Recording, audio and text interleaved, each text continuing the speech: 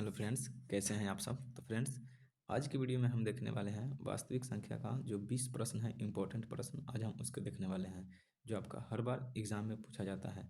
तो हम केवल 20 प्रश्न को ही लिए हैं, तो हम उसको देखते हैं कि किस तरह से उसको हल करेंगे। केवल आपका ऑब्जेक्टिव प्रश्न है। तो चलिए वीडियो को अंत तक देखिएगा और चैनल पर नया है तो चैनल को सब्सक्राइब कर लीजिएगा। चलिए हम शुरू करते हैं। आपका 1 नंबर जो प्रश्न दिया हुआ है, आपका पहला प्रश्न कह रहा है क्या, इसमें कह रहा है कि वस्तुनिष्ठ प्रश्न यदि भाग एल्गोरिथ्म, यानी वस्तुनिष्ठ प्रश्न कह रहा है भाग एल्गोरिथ्म ए बराबर बी क्यू प्लस आर में ए बराबर 72, बी बराबर 9, क्यू बराबर 8, तो आर का मान निकालना है। यानी हमको बताना है आर का मान क्या होगा। देखिए, ये आपको भाग एल्गोरिथ्म दे दिया है। ये हमारा है भाग एल्गोरिथ्म ए बराबर ए क्यू प्लस आर। तो ए बराबर ए क्यू बी क्यू, सॉरी ए क्यू नहीं होगा बी क्यू, तो ए बराबर बी क्यू प्लस आर, ये हो गया। ए का मान आपको दे दिया है 72, बी का मान भी आपको दे दिया है 9, तो बी की जगह 9, और क्यू का मान दे दिया है 8, तो 8 प्लस आर का मान आपको पता नहीं है, यानी आर का मान हमको क्या करना है, निकालना है। अब हम क्या करेंगे, इसको हल करेंगे। तो ये तो हो गया 72, 9 में 8 से गुना करेंगे, कितना होगा, 9 8 72 प्लस आर। अब हम क्या करेंगे, 72 को इधर ले करके इधर प्लस में है तो माइनस में आएगा, तो क्या हो जाएगा, 72 में से 72 घटेगा तो 0, यानी हमारा आर का मान कितना आ गया, 0 आ गया। तो इसमें देखिए, तो ऑप्शन में राइट आंसर हमारा क्या हो जाएगा, राइट आंसर हमारा सी हो जाएगा, जो आपका 0 दिया हुआ है। तो ये आपका 1 नंबर प्रश्न था, इसको इस तरह से बना देंगे। अगला प्रश्न देखते हैं। अगला 2 नंबर जो प्रश्न है, इसमें आपको कह रहा है किसी धनात्मक पूर्णांक ए तथा बी के लिए HCF ए गुने बी, HCF ए बी गुने LCM ए बी निम्न में से किसके बराबर होगा। यानी आपको कह रहा है कि HCF गुने LCM, आप जानते हैं कि मौसा गुने लौसा बराबर क्या होता है, ए गुने बी, यानी दो संख्याओं का गुणनफल। यानी ए और बी का आपको क्या किया है, यहाँ पे HCF दिया है कि ए और बी का HCF गुने LCM ए और बी का क्या हो जाएगा, ये दो संख्याओं के गुणनफल के बराबर होता है। तो दो संख्याओं का गुणनफल यानी ए गुना बी हो जाएगा, तो इसका राइट आंसर हो जाएगा आपका बी नंबर हो जाएगा। अगला प्रश्न देखते हैं। अगला प्रश्न है हमारा, दो संख्याओं का मौसा 25 और लसा 50 है, तो इन संख्याओं का गुणनफल निकालिए। दो संख्याओं का आपको दे दिया है क्या, मौसा दे दिया है। तो आप जानते हैं कि मौसा गुने लसा बराबर क्या होता है, मौसा गुने लसा बराबर ए गुने बी, बराबर ए गुने बी। मौसा आपको 25 दे दिया है और लसा आपको 50 दे दिया है, तो ये हो जाएगा ए गुने बी, यानी ए और गुने बी का हमको क्या करना है, यानी दो संख्याओं का गुणनफल निकाल देना। तो 25 को 50 से गुना करेंगे, क्या हो जाएगा, 1250। तो इसका राइट आंसर क्या हो जाएगा, हमारा सी हो जाएगा 1250। अगला देखते हैं। अगला प्रश्न दिया हुआ है, यूक्लिड एल्गोरिथ्म प्रयोग करने के जिस क्रम में जब शेषफल शून्य आता है तब उस चरण का भाजक क्या कहलाता है। यानी यूक्लिड एल्गोरिथ्म आप जानते हैं कि ए बराबर क्या होता है, बी क्यू प्लस आर। तो इसमें कह रहा है कि शेषफल जो है क्या है, ये शून्य आ जाता है।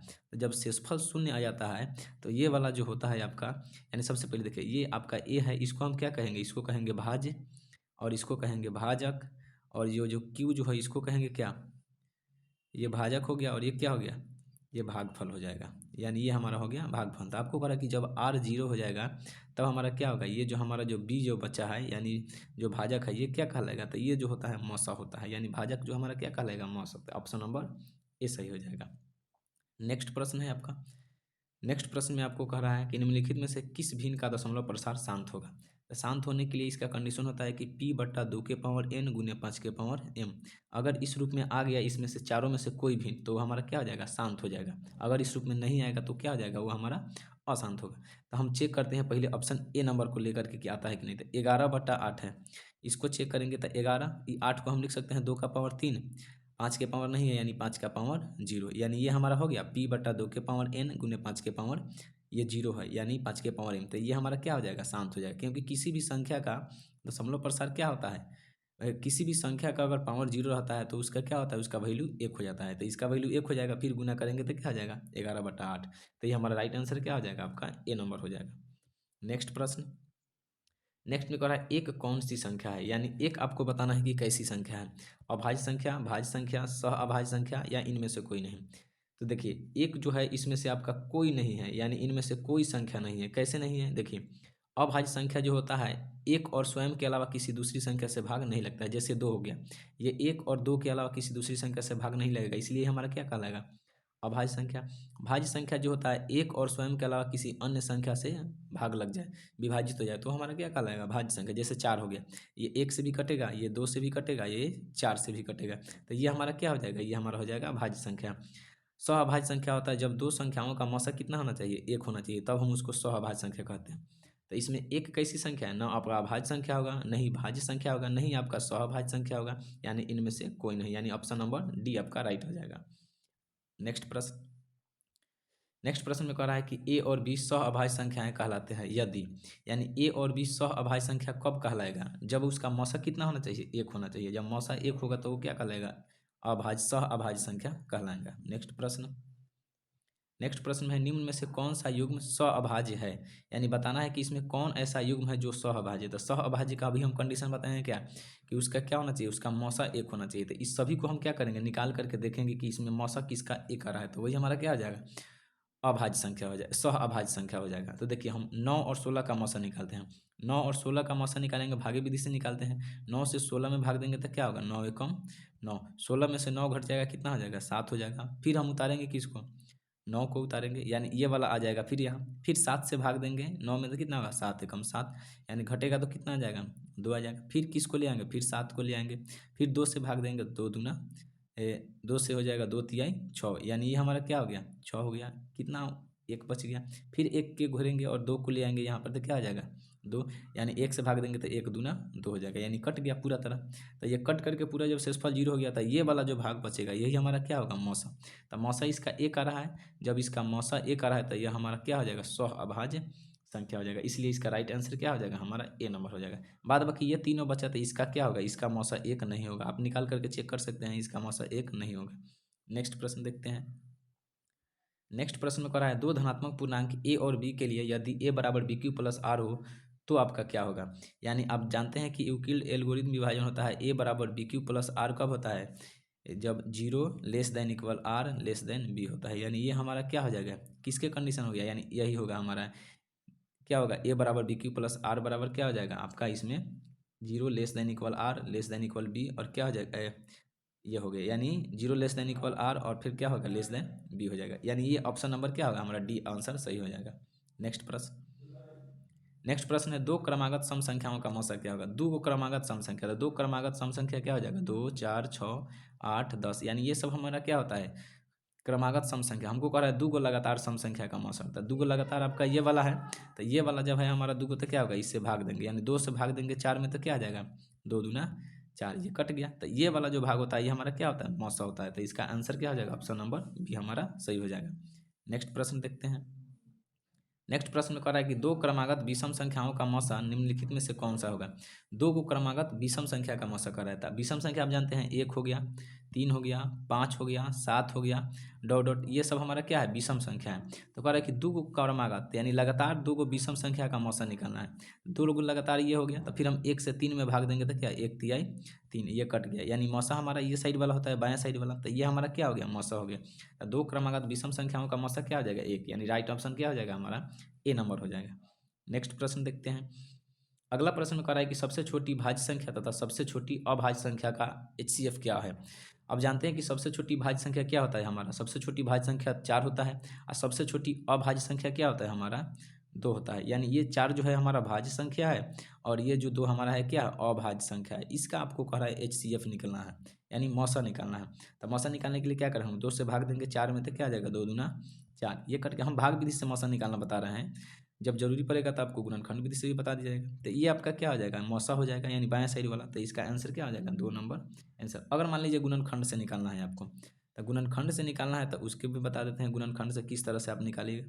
गुणनखंड से जब आपको निकालना होगा तो हम इस तरह से निकालेंगे। आपको क्या है, सबसे छोटी भाज्य संख्या जो होती है 4 होती है, और सबसे छोटी अभाज्य संख्या क्या होती है, 2 होती है। तो ये 4 को गुणनखंड तोड़ेंगे, क्या होगा, 2 गुने 2, 2 का गुणनखंड तोड़िएगा, क्या होगा, 2 गुने 1। तो ये वाला कॉमन हो जाएगा, तो ये हमारा क्या हो जाएगा, जो कॉमन रहता है वही हमारा मौसा, यानी मौसा कितना हो जाएगा, 2। तो राइट आंसर क्या हो गया, 2 हो गया। दोनों विधि बता दिए। अब चलते हैं हम अगला प्रश्न।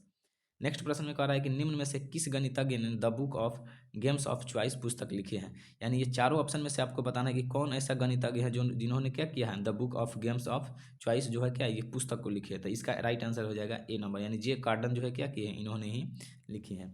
अगला प्रश्न देखते हैं।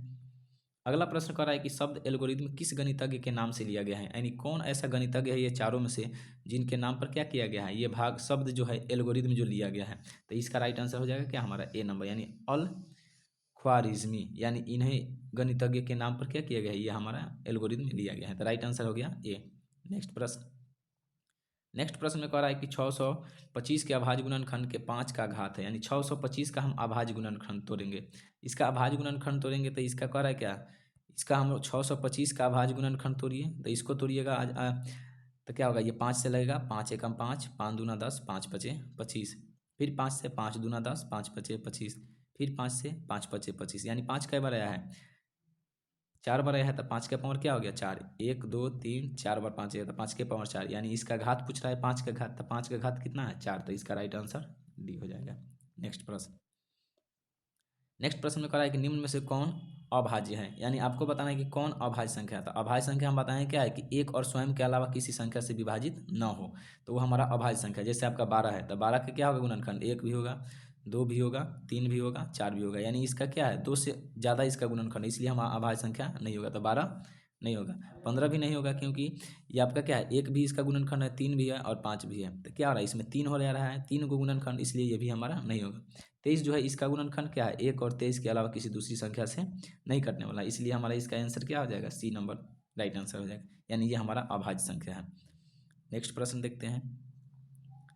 नेक्स्ट प्रश्न में कह रहा है कि 17 और 6 का HCF निम्नलिखित में से कौन है, यानी 17 और 6 का हमको क्या करना है HCF निकालना है। तो चलिए हम इसको गुणनखंड विधि से निकालना देखते हैं। HCF 17 का निकालना है, तो इसको 17 को हम लिख सकते हैं 1 गुने 17, 6 को क्या लिख सकते हैं, 6 को लिख सकते हैं 1 गुने 2 गुने 3, इस सबको गुना करेंगे 6 आ जाएगा। देखिए इसमें दोनों में हमारा कॉमन क्या हो रहा है, ये 1 कॉमन हो रहा है, तो इसका HCF क्या हो जाएगा 1 हो जाएगा, यानी राइट आंसर बी हो जाएगा। नेक्स्ट प्रश्न देखते हैं। अगला 18 नंबर प्रश्न में कह रहा है कि 12, 15, 21 का लसा निम्न में कौन है, यानी इस सब का हमको क्या करना है लसा निकालना है, यानी LCM आपको निकालना है। LCM आपको निकालना है, तो आप बचपन में पढ़े हुईएगा 15, 12, 15 और 21, आप इस तरह से LCM निकाल सकते हैं, इसको भाग देके कटा करके, या दूसरा आप मैट्रिक में पढ़े हुए जाएगा क्या 12 का LCM निकालना है, तो इसका गुणनखंड तोड़ दीजिए, 2 दूना 4 3 12, ये गुणनखंड हो गया। फिर 15 का तोड़ेंगे तो क्या होगा 3 गुने 5, यानी 3 पंचे 15, फिर 21 का तोड़ेंगे तो क्या हो जाएगा 7 त्रिका 21, यानी 3 गुने 7। अब देखिए इसमें 3 कॉमन आ रहा है, तो 3 हमारा ये क्या होगा मौसा, हमसे पूछ रहा है लौसा, तो LCM जो होता है आपका, ये जो कॉमन आता है उसको एक बार, यानी जो तीनों में उपस्थित है उसको हम एक बार लेंगे, यानी 3 एक बार आया है सब में, तो 3 हो गया। अब हम क्या करेंगे 3 को आपको हमको नहीं लेना है, अब जो बच गया 2 बच गया तो 2, फिर इधर 2 बच गया, फिर इसको, फिर यहाँ 5 बच गया तो 5, फिर यहाँ पे आपका 7 बच गया 7, इस सब को गुना करेंगे 3 दूना 6, 6 दूना 12, 12 पंचे 60, 60 में 7 से गुना करेंगे कितना होगा 60 में 7 से गुना करेंगे तो 7 छक 42, यानी 420, यानी राइट आंसर क्या हो जाएगा हमारा ऑप्शन नंबर ए हो जाएगा 420। नेक्स्ट प्रश्न, अगला 19 नंबर प्रश्न है, LCM 9126 का 182 दिया है, तो HCF 9126 का क्या होगा, यानी LCM ये जो दो संख्या दिया है इसका LCM आपको कितना दे दिया है 182, तो हमको HCF निकालना था। आप जानते हैं LCM गुने HCF यानी लसा गुने मौसा बराबर क्या होता है A गुने B, यानी दो संख्याओं का गुणनफल। LCM आपको दे दिया है कितना 182 और HCF आपको नहीं पता है निकालना है। संख्या दो हमारा क्या दिया है 91 और 26, तो 91 गुने 26। अब इसको हल करेंगे, HCF निकालना है तो इसको रहने दीजिए, 91 गुने 26 और बट्टा क्या हो जाएगा ये हमारा 182 बट्टा में आ जाएगा। अब इसको कटाएंगे, काटिए 13 से काटिए तो 13 एकम 13, बच गया कितना 5, 13 चौका 52, 13 सत्ते 91 और कटेगा 7 दूना 14, फिर ये कट जाएगा 13, यानी कितना हो गया 13, यानी राइट आंसर क्या हो जाएगा 13। नेक्स्ट प्रश्न हमारा है 20 नंबर, ये लास्ट प्रश्न है 20 नंबर। अब हम इसको देखते हैं। 20 नंबर में कह रहा है यदि HCF 36 और 64 का दे दिया है 4 और LCM 36 और 64 का हमको निकालना है, यानी HCF आप जानते हैं कि HCF गुने LCM, आप गुना में है तो पहले LCM भी लिख सकते हैं और उसके बाद HCF भी, गुना में इधर उधर कर सकते हैं। तो मौसा गुने लौसा बराबर क्या होता है दो संख्याओं का गुणनफल। आपको HCF इस बार दिया है, इसके पहले आपको LCM दिया था, इस बार HCF दिया है यानी 4 दे दिया है। LCM हमको नहीं दिया है यानी LCM निकालना है, तो LCM को LCM ही रहने दीजिए बराबर दो संख्या, एक 36 दिया है एक 64 दिया है, तो एक हो जाएगा 36 और दूसरा हो जाएगा 64। अब इसको हल करेंगे तो एलसीएम हम निकालेंगे तो क्या होगा 36 गुने 64 और बट्टा क्या हो जाएगा ये 4, 4 से कट जाएगा 4 9 36, यानी एलसीएम जो आ जाएगा क्या होगा गुना करेंगे 9 से 4 में करेंगे कितना होगा 9 चौका 36 बचा 3, 9 छक 54 3 57, यानी 576, यानी राइट आंसर हमारा क्या हो जाएगा डी नंबर राइट आंसर हो जाएगा। तो दोस्तों हम इसमें क्या किए थे 20 प्रश्न को लिए थे और ये 20 प्रश्न को हमने आसानी से थोड़ा फास्ट में हल कर दिए हैं। तो चलिए चैनल पर नए हैं तो चैनल को सब्सक्राइब कर लीजिएगा।